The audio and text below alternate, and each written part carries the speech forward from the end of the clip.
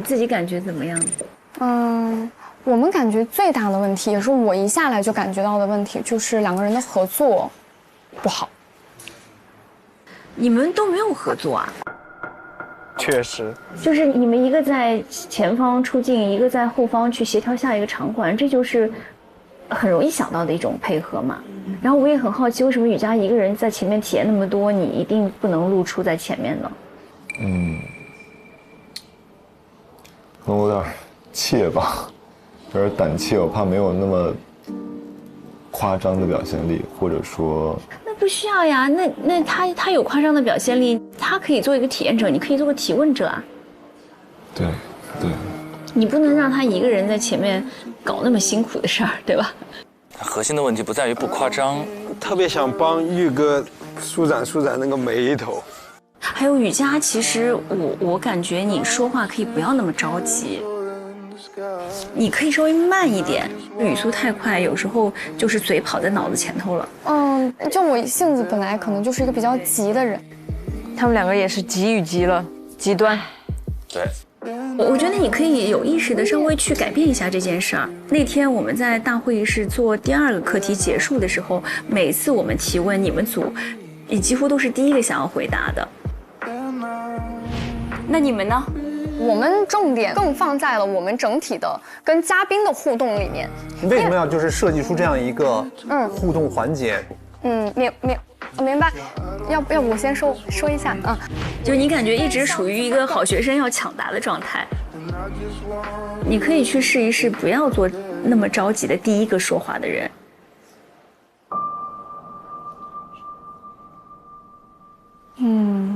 可以稍微试一下，不着急，好，不要那么迫切的要去表达，因为可以想好了再说。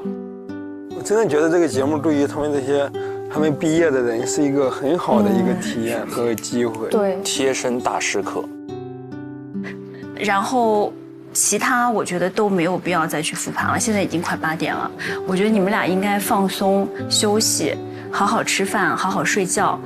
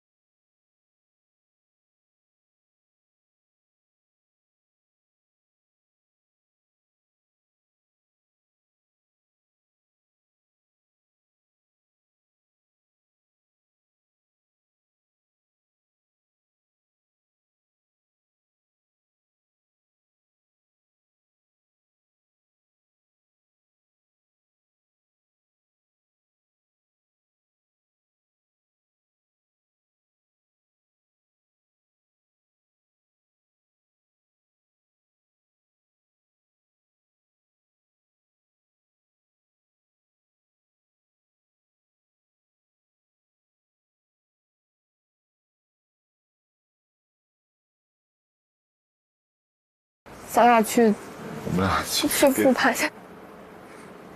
谢谢老师。谢谢老师。等下我挡着出去。你们就别不舒服了，别难受了，别去纠结细节了。我不难受了，我就真是泪点低。没事，你到任何一个地方悄悄的再去哭一下吧，可以释放一下压力。我能够理解，就这1个小时能扛下来，其实是真的挺辛苦的。我每次直播完了都会有这种瘫倒的感觉，更何况是一次完全陌生的体验，对吧？对，谢谢老师。谢谢老师。我真的要疯了。不行，我得去哭一会儿。我得去哭一会儿。行。我跟你一起去吗？那我们一起去。太搞笑了。这性情真实直率，来得快走得快。他们俩需要好好沟通一下，把话说开。我觉得现在已经有点不知道咋做，怎么办？我感觉就是这几个课题做完，我很害怕一件事情，就是我会害怕我会变成一个就是很畏手畏脚的人。我现在已经不敢做课题了，就是我觉得做什么课题，我提出的点子和方向和内容好像都不对。哎呦我天哪！开始自我否定了。就我在想，如果这个时候我也能哭就好了。为啥？你为啥哭？第2章，再哭3章。好搞笑！什么叫真人？我都不开了，我从后面开到要变得有点阴谋了。哎呦，怎么办？你别笑了，我看着你在偷偷笑。没有，我觉得你还能哭得出来。其实你说难过也就还好，但是就是想哭一下。哎呦，就是有一点儿。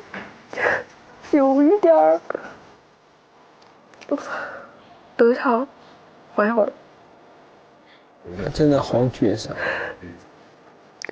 那我现在感受下来，做课题最重要的是思路，就是只要你思路理清楚，你不管是单人展示，还是双人合作，还是团队协作，你就不会出大错。只是说你的这个分是高一点低一点，它不会说从90变成50个9。真的，如果说今天4组是按1、2、3、4来排名的话，你们不是1，但最起码在我心里是2，我是可以这样跟你们讲的。这个其实对林伟是一个特别好的鼓劲。其实对他们2个都是一个很大的鼓励，我感觉。所以你们做表现还是很不错的。谢谢老师。好，谢谢老师。没事，我们加油，加油！谢谢老师，相信你们自己啊。走吧，走吧，回家吧。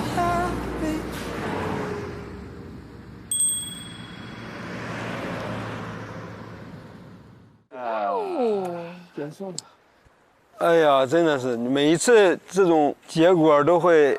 对，我觉得聊聊林蔚的部分，我们先交给志胜好。就是当你看到刚才林蔚整体的表现的时候，你感觉怎么样？我觉得首先林蔚今天的表现，我觉得是非常超出大家的预期的，也是确实是非常优秀的。之前2轮的时候还是替他担心的，因为其实一直没找到他舒适的一个状态，他能展示的一个状态。我觉得这一次至少他作为主持人的那些很重要的一些素养都展示出来了，与人亲和的交流呀，包括一些专业的话语呀，然后节奏呀啥的，我觉得这些都是展示出来了。所以我这一次虽然他们没拿第1，但我还是挺替他高兴的。明白，他真的是做到了很多东西。但是不管是林蔚还是后来雨佳，其实他们的眼泪背后都是一种情感的折射，对，就是不自信、沮丧。对，尤其像雨佳刚才说，她怀疑自己到底在课题当中自己的那种嗅觉是不是值得珍视。但问题是它不是课题啊，它是一场竞赛。学生和进入职场，我觉得有一个特别大的差别。叫学生的排名次，的确全班50个人可以从第1名排到第50名，对吧？是。所以你可能在10来名你就挺开心的，对吧？但是职场上有很多的竞争，的确就是 yes or no，就这个 offer 发给谁？是的，得奖了只有最好的那一个。残酷就残酷在这儿。对，升职或者不升职，给你这个机会或者不给你这个机会，所以不能因为说我们没有得到那个奖，我没有拿到那个 offer， 我就对自己全盘否定到我不敢再做了。但职场我觉得有另外一个好处，就是它其实有很多次尝试的可能性。就这里没有，你再试试别的嘛。它不像说高考，你就考1次，就决定了你去哪个学校，要不然你就得复读。所以学生的世界里有面对学生的竞争残酷的地方，但职场有它另外一种残酷，就各自不同的适应而已。但我们其实加油团里，其实除了俊林现在还在读，大家都在职场中待了很多年的时间。在你们真实的职场经历当中，有没有过自我怀疑的时刻？我们是怎么度过来的？有没有一些经验可以给到我们实习生小伙伴们？那可能就是长时间没有接到戏拍的时候。多长算长？对你来说？有大半年。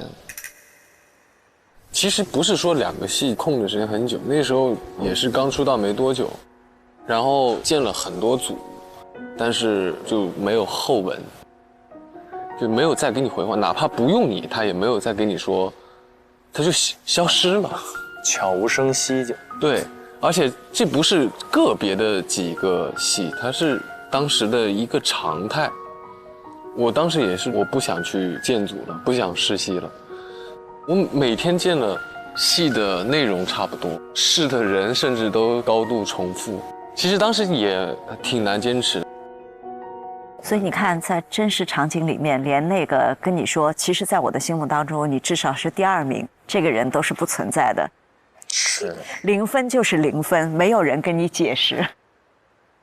我觉得可能就是当自己做的事儿和自己的预期没有达到的时候，会去怀疑自己是不是没有这个能力去到达这个东西。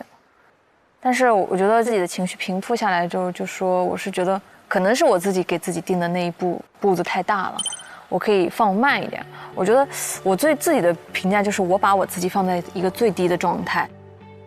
首先是我可能确实不如有些很厉害的人可以到达顶峰，但是我想看看我到底能走到哪儿，所以这是我的一个目标。所以我是觉得人是可以调节自己的，你也有一个自己的规则。其实你可以很灵活的，就是稍微调动一下这个规则的松紧度。如果你现在觉得过得太安逸的时候，适当把那个发条可以调紧一点。如果你觉得自己特别紧绷的时候，适当把那个发条调松一点。我觉得这个都是可以自我控制的。这个是人生智慧啊！期待值管理，不是说管理别人的期待值，也要管理自己的期待值。对。